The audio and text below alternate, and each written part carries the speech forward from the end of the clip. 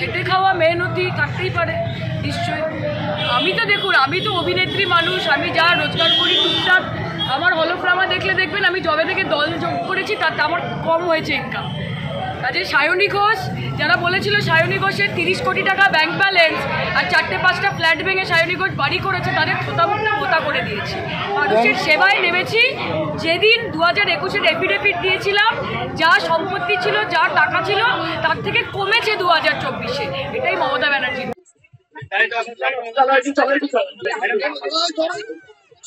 লোকসভা কেন্দ্র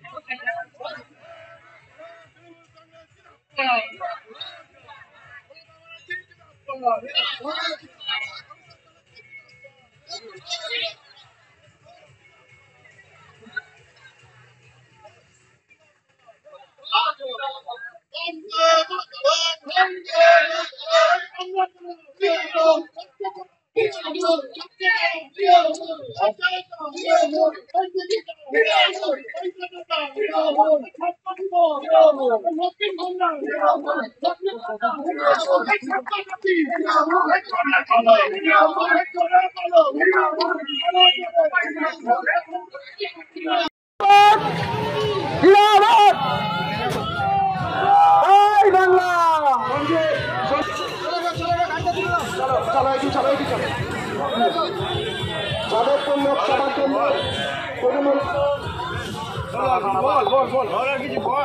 তৃণমূল কংগ্রেসের প্রার্থী মমতা বন্দ্যোপাধ্যায়ের আশীর্বাদ ধন্য অভিষেক বন্দ্যোপাধ্যায়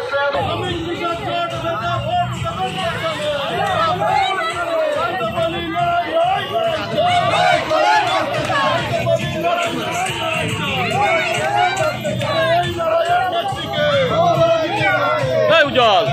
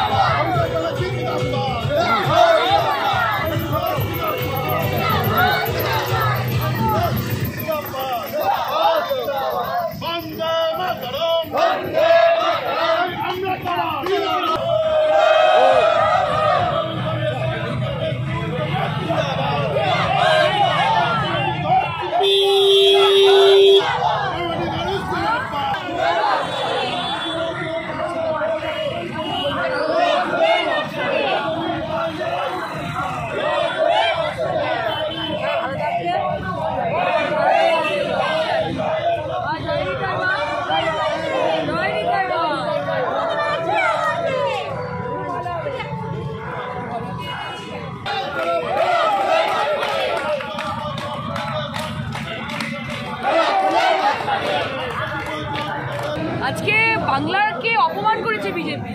মমতা বন্দ্যোপাধ্যায়ের নাম খারাপ করবে বলে এই করতে গিয়ে বিজেপি বাংলার নামটা খারাপ করে দিল। আজকে এখানে এত মা বোনেরা আছে, গোটা পশ্চিমবঙ্গ জুড়ে মা বোনেরা মমতাদির পাশে আছে। আপনাদের কি মনে হয় যে সন্দেশখালীর মতো ঘটনা যদি যেরকমভাবে বিজেপি বলেছে যে সারাক্ষণ পশ্চিমবঙ্গে ঘটছে তাহলে মা বোনেদের সমর্থন আমরা পেতাম? এগুলো হয় না। আমরা বিজেপিকে বলবো রাজনৈতিকভাবে লড়াই রাজনৈতিক বারবার মোদি গতকাল যেটা সৃজন হলফনামায় জানিয়েছে তার 1 কোটি টাকার বেশি সম্পত্তি এবং কলকাতা এবং শান্তিনিকেতনে তার বাড়ি রয়েছে, কি বলবেন? খেটে খাওয়া মেহনতি কাটতেই পারে নিশ্চয়ই। আমি তো দেখুন, আমি তো অভিনেত্রী মানুষ, আমি যা রোজগার করি টুকটাক আমার হলফনামা দেখলে দেখবেন আমি জবে থেকে দল যোগ করেছি তাতে আমার কম হয়েছে ইনকাম। কাজে সায়নী ঘোষ যারা বলেছিল সায়নী ঘোষের 30 কোটি টাকা ব্যাংক ব্যালেন্স আর 4-5টা ফ্ল্যাট ভেঙে সায়নী ঘোষ বাড়ি করেছে, তাদের থোতামুখটা পোতা করে দিয়েছি। মানুষের সেবায় নেমেছি। যেদিন 2021-এর এফিডেভিট দিয়েছিলাম, যা সম্পত্তি ছিল, যা টাকা ছিল, তার থেকে কমেছে 2024-এ। এটাই মমতা ব্যানার্জির। যাদবপুর লোকসভা কেন্দ্রের বাম প্রার্থী সৃজন ভট্টাচার্যের সম্পত্তি নিয়ে তাকে কটাক্ষ করলেন যাদবপুর লোকসভা কেন্দ্রের তৃণমূল প্রার্থী সায়নী ঘোষ।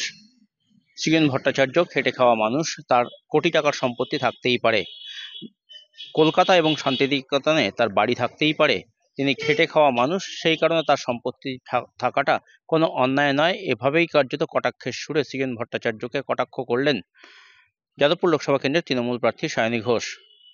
রবিবার সকালে দক্ষিণ 24 পরগনার যাদবপুর লোকসভা কেন্দ্রের অন্তর্গত বারুইপুর পূর্ব বিধানসভা কেন্দ্রের রামনগর এলাকায় ভোটের প্রচারে এসেছিলেন সায়নী ঘোষ।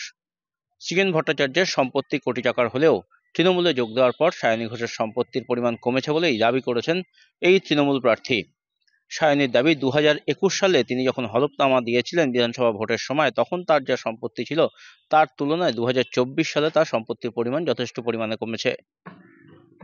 রাজনীতি করতে এসে তিনি কার্যত নিজের পেশা, সেই পেশাতে যথেষ্ট সময় দিতে পারেন না, আর সেই কারণেই তার সম্পত্তির পরিমাণ কমছে, এই বার্তাই দিয়েছেন সায়নী ঘোষ। রবিবার যাদবপুর লোকসভা কেন্দ্রের অন্তর্গত বারুইপুর পূর্ব বিধানসভা কেন্দ্রের রামনগর সহ আশপাশের এলাকায় ভোটের প্রচার করেন সায়নী ঘোষ। সেখানে তিনি কখনো পায়ে হেঁটে, কখনো টোটোতে চেপে, কখনো বা হুটখোলা গাড়িতে চেপে ভোটের প্রচার করেন। দলীয় কর্মী সমর্থকরা যেমন তার সাথে ছিলেন, তেমন ছিলেন বারুইপুর পূর্বের বিধায়ক বিভাস সর্দার সহ অন্যান্য তৃণমূল নেতৃত্বরা। যাদবপুর লোকসভা কেন্দ্রের তৃণমূল প্রার্থী সায়নী ঘোষের সাথে যাদবপুর লোকসভা কেন্দ্রের বাম প্রার্থী সৃজন ভট্টাচার্যের বাকযুদ্ধ দীর্ঘদিন ধরেই লেগে রয়েছে। প্রায় প্রত্যেকটা ইস্যু নিয়েই কার্যত দুই পক্ষের মধ্যে বাকযুদ্ধ এর আগেও দেখা গিয়েছে। এবার সৃজন ভট্টাচার্যকে তার সম্পত্তি নিয়ে কটাক্ষ করলেন যাদবপুর লোকসভা কেন্দ্রের তৃণমূল প্রার্থী সায়নী ঘোষ। তৃণমূল নেতৃত্বদের, তৃণমূল কর্মীদের সম্পত্তি নিয়ে বারে বারে খোঁটা দেয় বাম সহ অন্যান্য বিরোধীরা, আর সেই কটাক্ষের তালিকায় বামেরা সব থেকে উপরের দিকে আছে বলে এটা সবসময় পরিগণিত হয়। আর এবার বামেদের সম্পত্তি নিয়ে বাম প্রার্থী সৃজন ভট্টাচার্যকে কটাক্ষ করেন সায়নী ঘোষ।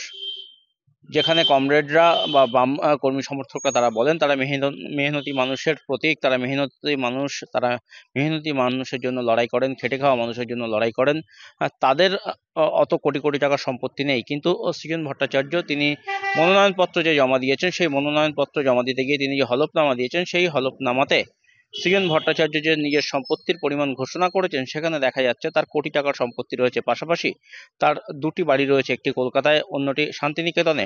আর সেই বিষয়টি সামনে আসতেই কার্যত সৃজন ভট্টাচার্যকে রবিবার কটাক্ষ করলেন তৃণমূল প্রার্থী সায়নী ঘোষ।